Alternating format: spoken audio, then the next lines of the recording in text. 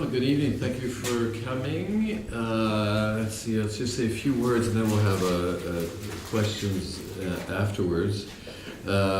Just to tell you a little bit about the background of when this was shot. This was shot in the summer of 1980. Fairly, I guess it was about 10 days shooting. It's black and white, 16 millimeter. And I was really basically interested in the history of Los Angeles at the time, and this concept of history being sort of bulldozed over, or how Los Angeles was constantly reinventing itself whilst sweeping away different parts of its past, which after coming back here, I still see that's going on. Of course, it's since then I would say that I've seen that process in a bunch of other places as well, or in different manners. I was telling someone that I was in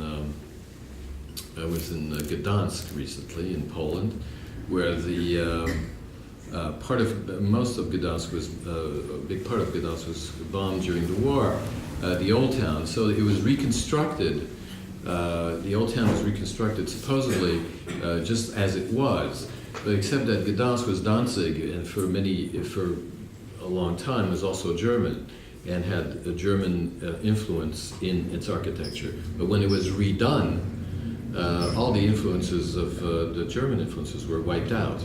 So this whole concept of history being, of a landscape disappearing, being rebuilt, but then according to a particular kind of line. And so I see these kinds of connections with things like Angel's Flight, for example, being rebuilt, but 200 yards away. And it's not working right now either. I don't know why. It's not happening. So, since then, this concept has, for me, had other manifestations in other places at different sorts of levels. So that's one thing. What you're about to see is back in 2009, I had the opportunity to show the film in Madrid at the Museum of Modern Art, which was doing a whole thing about Los Angeles at the time. So they asked me to digitalize the film. So I had two possibilities. I had the print, which had been traveling around for a while, or the original negative. And so I said, well, what am I going to digitize? Because I didn't have enough money to do both. So I chose to digitalize the old print, which is full of scratches and all sorts of things like that.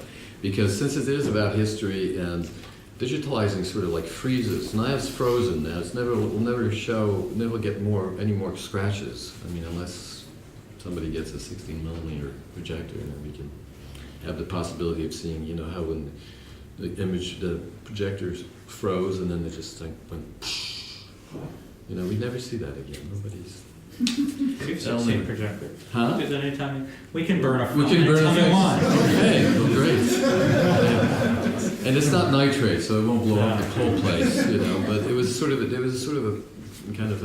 Anyway, so that's what you will see, which is a digitalized print of this then almost 30-year-old print that's been around. So it has a sort of vinyl, scratchy kind of quality to it that people like too. Just like old vinyl. That's that. It's fairly minimalist, I have to say. So there's a lot of fairly long takes, and there's sort of a meditative kind of thing that I was going for at the time. There's a particularly long tracking shot down from 5th Street, from Skid Row all the way to the freeway, which I then traveled around recently, and things haven't really changed that much. They kept Skid Row at 5th and Main. Yeah, Skid Row, except then this time I redid the shot, but I went up to the Walt Disney thing, so that's even more of a strange juxtaposition. So anyway, so we'll do that, and after that we'll talk.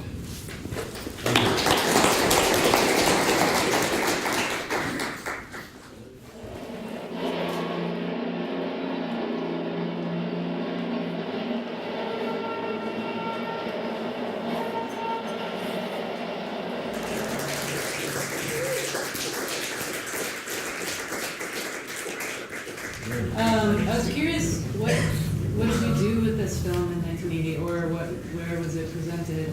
That was the It first was one. presented at a few festivals, like particularly in Germany and in Australia, and a few places in France and stuff like that. And then life sort of took over, and I had to sort of get a day job as a screenwriter. Okay, my second question was, have you ever thought of turning This is the beginning of the 3-act structure, as you can tell. Yeah. It's very Robert McKee. Did you ever consider making it into a different form? I see it so much as photographs. I wondered if you ever thought about turning it. Well, I started as a photographer, which is probably where that came from. No, but I'm thinking now of doing a sort of remix of it. So I've been shooting the last 3 weeks different things in LA, but I've also have 30 years of shooting different city things a little bit all over the world. So I'm thinking of finding a way to combine also also some of this footage into that sort of, not really before and after, but a remix, I suppose, to a certain extent. But it's, I'm calling it Phantom Limbs. This whole thing about the hallucination of phantom limbs, that when people are amputated, they feel, about in 80% of cases, there's a sense of still the limb being there. And that according to some work in neurology, it's important for people who want to wear a prosthesis to feel the phantom limb, because it feels like then a glove over the severed limb. So for me, it's like a real metaphor for history, and in terms of like having things cut off, things disappear, and then you still have to put something else in order to keep going. And so, and then seeing some of this footage again, but then seeing the places today, whether it's downtown, and specifically downtown, but a bunch of other places in there. So then, of course, it's acquired this sense of like, now it's like, 35, what LA looked like 35 years ago. So it still kind of looks like that, and we're still living in our cars, and then the cops are still shooting people, and saying that, there's all these things keep coming up in there, and I'm thinking, well, the more things change, the more things stay the same, in certain cases. So I'm thinking about reworking some of it. As far as the text, did you write any of the text, or are they all? I didn't write any of the text. They were just like taken from all these different sources, and then some, and then the interview with Mark Kreisel, who used to run Al's Bar downtown. He was one of the first people to be in downtown LA. A long time. I mean, they were in, I guess, the mid. I think he got there in the early 70s. So, to see that whole evolution even today in terms of what's going on. But no, all the texts were taken from other places. And just for me, I mean, living in LA, and then just finding out the history of LA, the history of where you live, of course, because I'm both French, I'm both European and American, and the relationship to history is quite different. So when you're living when you're living in Paris or London, you're very, very conscious of the history of the place itself. But living in LA, it was like as if at that time, I don't know how it is today for people, or how much of that information is now available or well known by people in terms of like, who built the city, and these different communities, whether it's the Chinese or the Japanese, or all of these different things that have transpired here, or even the fact that back in 1980 when I did this, 100 years before, there was only 2,500 people. There were only 2,500 people in the city, which is and so. So the traces when you're living in a place like Europe or other places around the world, actually, old cities, and those things are anchored. And in a new city, the paradox is that that history, which is pretty recent, is like hidden away. or was hidden away. Again, I don't, I think now one of the big differences with internet, if you just want to find out about the history of Los Angeles or the Japanese, which it's very much at your fingertips. Well, it was much more, I think, much more hidden, at that time. I mean, you still have to want to, learn about it in terms of where, what your environment is like. So, yeah. Why did you decide not to subtitle the French and? I was just sort of interested in this idea, and then I didn't also subtitle. There was this Chicano poet, about the Chicanos who worked in the canning industry and so on, and about that thing. I just wanted the idea of a sort of a foreign, just a foreign sound, without necessarily. I mean, it could stay. I guess it could be a little mysterious, but and I know it brings some tension. I'd been in. At the time, I watched a lot of the movies of Jean-Marie Straub and Daniel Huillet, and they would do that sometimes. Or if you're listening to an opera like this, or this the clip of the Schoenberg, Moses and Aaron, and it's also it just brings in some sort of mysterious sort of thing, but you have to sort of like relax about it. But everything in film in generally, and that's why I put those things in the end in terms of the rules of filmmaking. That this is the way that you make a film normally. Like if you don't do this, otherwise, etc. And the idea is everything's supposed to be explained. But I think I like the idea of leaving some mystery in there, or it's sort of like a foreign.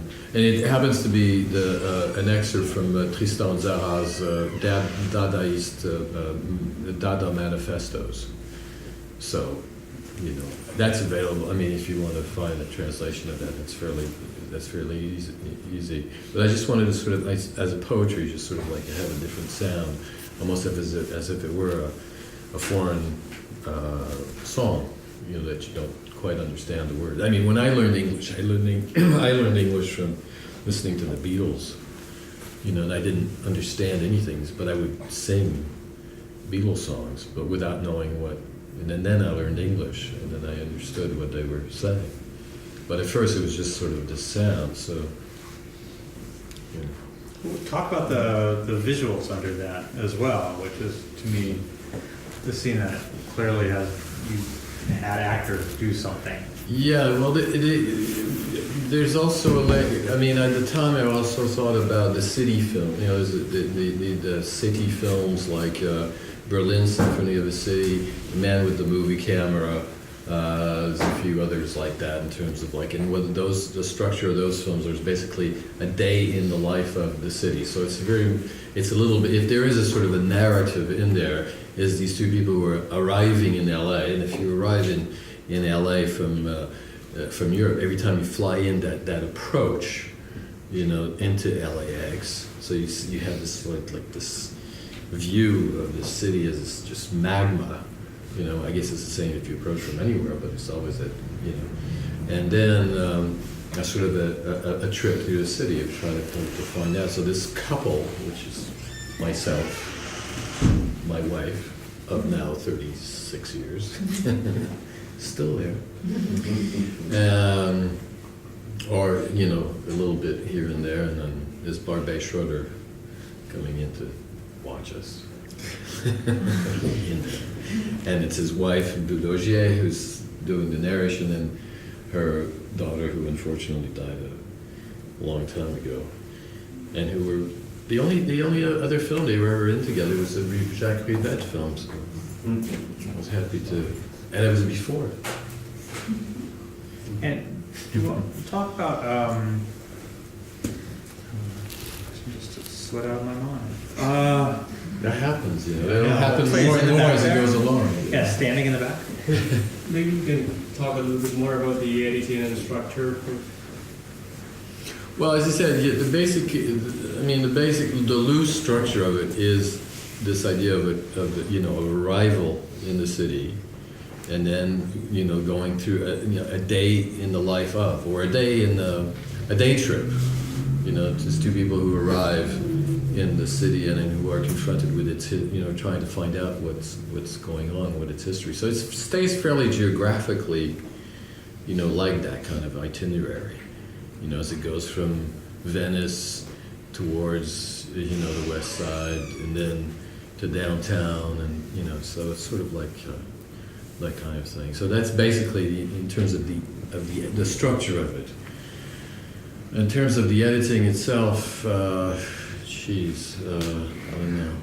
I can't really. I don't know what I can pinpoint in terms of. Were you working with the sound and the image and with one? No, I mean, well, one of the things was, of course, that the time. This is in 16, so the magazine, the reel of 16 was 11 minutes. So that's the longest shot in there, and it's not the, which now, of course, it could be hours with video, I guess. You could shoot for, I was very much interested in at the time with this idea of time, and it was the work of Chantal Ackerman, who I think there will be a retrospective soon, if I understand correctly, and specifically News from Home, some Straubuillet, but also people like Michael Snow, who I'd interviewed at the time, and so this idea of like a meditative sort of moment, that in terms of the length of things. Just curious your reaction to seeing it now. It sounds like you've seen it sporadically over the years, and when you made it, and your kind of relationship with the passage of time and where you were in the city today. It's always hard to see your work, much later, even things that I've written. I mean, in terms of, so, I mean, right now I'm seeing it in terms of what I'm sort of shooting now, and in terms of also, coming. I mean, I've come back to Los Angeles occasionally, but I haven't been back in 5 years, I think, this last time, and then just seeing the changes, and they say, well, if I have to. So rethink of that, where would I go with it, and what the purpose of, would be different. Again, I think, there's a bit of a phantom limb. It's a bit of a phantom limb for me, in a way. Yeah. It's kind of, and so now I'm thinking about, well, I guess one of the things I was thinking about is this idea of. In Chelsea Girls, and how Warhol does, it's supposed to be shown with two 16mm projectors. You never see the same film twice because the projectionist is supposed to start them off whenever he or she wants. So you actually never see the two images next to one another, which almost make a cinemascope saying exactly the same thing. So you never see the same. So I've been thinking about doing, working with something like that. The stakes are a little different, again, as I said, because all those things about Los Angeles history, as you live in the place as a citizen, as a citizen of the city, those things were hidden and not readily available. You had to dig. Even people who I knew lived in Los Angeles all their lives would not know a lot of things about, their own environment. In terms of how it was built, or who built it, or and the economic forces, for example. I should send it to Bernie Sanders. I don't know. I mean, that's Yeah. Yes. I'm wondering if you think that's like a particularly Los Angeles phenomena, or if that's more American phenomena in general, having spent so much time in Europe, the kind of inability to kind of cope with history and fess up to things. I mean, well, yeah, I think that,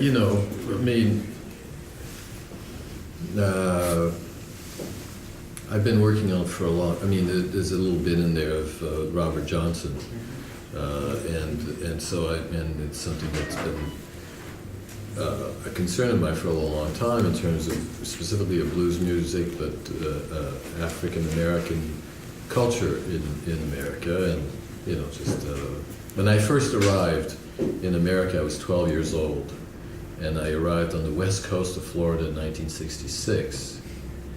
And I arrived not knowing how to speak English, and I was suddenly in a junior high school, which was the first year it had been desegregated.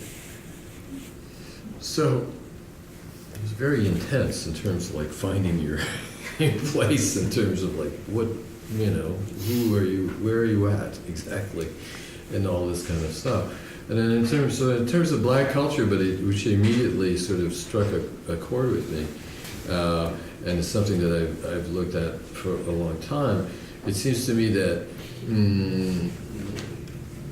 America is is built the dream, the American dream, especially for European, but not just for Europeans, for the world. It's this idea of like coming to America and rebuilding yourself because it's a new country, quote unquote. Getting older is all the time, but still, this idea of like you can remake yourself. It's just like the French Foreign Legion. If you can join the French Foreign Legion and change your name, and you wipe out your past, okay. In order to do that, the place where you come to has to have no history itself, or its history has to be downplayed. And so immigrants come here, but they're not really told. I mean, history books in America, especially at the time, and they're still problematic in terms of like what is this group of people who live in this country who are not immigrants. I mean, so African Americans were not an immigrant group; they were emigrated, but they have a different relationship to that, and so the history means that so we have to wipe that out, or there's two main skeletons in the closet, whether it's that or Native Americans, in order to, and so the first thing that immigrants do, I think, when they come to this country, and certainly I felt that as an adult, as a kid, and I've seen it obviously in other immigrant groups, is that they have this relationship where they, really put African Americans. There's a lot of racism there because that's sort of like, well, wait a minute, that doesn't fit into the narrative, because there's a skeleton that's in this that's not talked about, and I think that's still a problem today. I mean, still a problem in terms of some of these debates I've been watching on TV, and the Donald and a variety of other things. I mean, this is 30 years ago when they were talking about, this guy was walking across the gas station and they shot him because they thought, and Richard Pryor used to have a routine about a guy being accidentally shot in the back 6 times, but that's a 45-year-old routine. But that just happened in South Carolina, So again, there's this concept of history in terms of it makes it easier. So you come here, all these waves, this wave of people who came to California had to be a place where the dream and the still like smooth and everything, and there's nothing behind. Don't look behind the curtain, kind of thing. So because otherwise, it sort of spoils the nice picture of it. And it's not that the picture is any worse than necessarily any other place. I mean, all places have been built on these kinds of situations, whether it's colonialism or whatever it is. But this idea of like really all the time, sort of wiping out or putting it, aside, and the sort of secret, keeping it a secret, sort of, to me, sort of pretty fascinating. It's the same thing in Europe. I mean, wherever you go, people have that kind of difficult relationship with. I mean, France, for example, still has a post-colonial,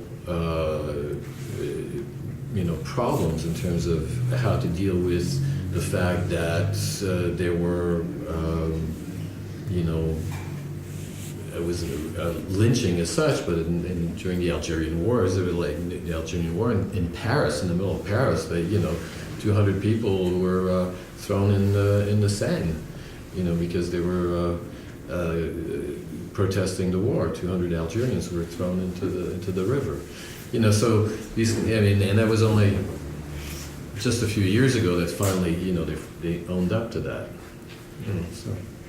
I was wondering, at the time you were making this, were there other of the films that had come out in the prior decade looking at Los Angeles that you were thinking about? I mean, I guess easiest is Chinatown. Chinatown, I guess. But John Jost to Angel City, or I hadn't seen John Jost, no. I had seen at the time. the Agnes Varda films from the 70s. Agnes Varda, just well, it was Murmure, or the thing about the wall, the murals. So there's a little bit of that. And there's the one she made, which is less known, of the mother-daughter. There's Lion's Love, which is like, yeah, sort of sets my teeth on edge there. But you know, it's kind of a. But if you, I mean, you guys showed Ishtar, so I guess you show Lion's Love. It's a nice film, like. You know. It's fun. Yeah, it's what, Ishtar? Lion's Love. Yeah, it's okay. It's just, you know. It's a nice experiment. It's a nice experiment, yes, I think so. And I think if you're European, it has that sort of flavor to it. But if you're, and of course, I have this weird situation because I really straddle the two things. And so I really see it as a European who came to see and who was looking at this sort of hippie situation there, and sort of. So I think I like maybe some other of her films that are more. I think she's uneven, but I mean, I'm a big fan of Cleo from 5 to 7. I think that's like a masterpiece. So which of these texts were hitting you the strongest at the time, and thinking of this? Are they all in the film? For example, the written text that you drew upon as voiceover. Yeah. Are there other things that you can think of that were most informing you in your investigation of the city? You mean other than what's in there? Well, I mean, that I didn't put in there, you mean? That I didn't put in That there? you didn't put in there? How you were discovering things? Well, I guess Bukowski was, you know, a sort of course I was 26, 25, 26, so I think maybe Bukowski is somebody you grow out of or something, you know. I mean, I did. Used to think that he was a writer who drank, and maybe today I think he was a drunkard who wrote. But maybe that's, you know, cynical old age coming through. You know? But yeah, sure. I mean, you know, the idea, like, you know, I think I was living in Silver Lake at the time before it was, you know, and managing Al's bar and coming through L.A. at 2 in the morning after closing the bar, and it's just sort of this very weird, you know, reality of. So there's a sort of a romantic thing about, you know. Yeah, so I guess Bukowski was part of, and as Barbet Schroeder was in there too, and he did Barfly. How long had you been living in LA when you made this film, and how familiar were you with the history before you started Well, I researching? came to California in 1972, and I lived in Santa Barbara and LA, sort of both, and so this was like about 8 years, I suppose, you know. So, but I was just sort of an avid reader in terms of, like, you know, and I guess Chandler was one of the you know, the ones, and you say, well, yeah, but what about this and what about that? I mean, some of the concerns that Tom Anderson will, you know, in terms of an archaeology of the city through film, you know, and you say, well, yeah, this and that and all that kind of stuff. But, you know, and Chinatown was, of course, really a big thing in terms of, like, digging into that and saying, well, you know, where does that stuff come from? And so there were a few books around, you know, but you had to, as I say, like now it's like at the drop of, you know, you just, you know, the other day I drove by a couple of times with a friend by that head of Lenin on La Brea, and I couldn't remember where it was because I wanted to shoot a little bit of it. And I said, geez, where the hell is that thing? And I said, I looked at my phone and I said, Head of Letting, Los Angeles, and said, it's on La Brea. So, you know, it's like at the tip of your fingertips now, it's almost, you know, and if you want to find out about almost anything, it's like, so that changes it. But again, it's like the idea of like, do you know, what prompts you to do that in terms of you as a citizen of, you know, the space that you're inhabiting? You know, what's the story of Highland Park and how does it fit into, you know, this kind of thing? One of the things that I've noticed on this trip is this idea of like neighborhoods now really having their label and really having, you know, like this is, this is Little Armenia, you know, and this is, you know, Little Thailand, and, you know, and all this kind of stuff, which was, before we just kind of knew it was neighborhood, but now just like really like labeling it now, you know. And so that's kind of, you know, one of those things in terms of civic pride, maybe, I don't know. And that's kind of changed, maybe, in terms of that.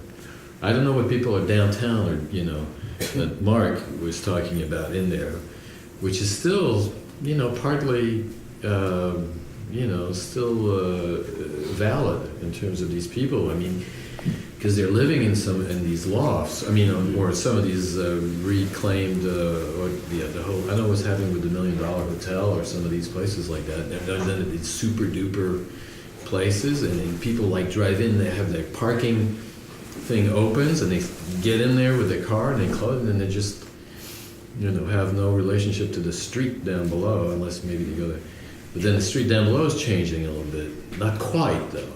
You still walk around the corner and you still have a guy hitting you up for, you know, there's no street corner preachers too much anymore. Maybe they should. It used to be, those guys were great, you know. Any like changes most impactful to you, like since you made the film, like coming back to LA, like things that surprised you most, or?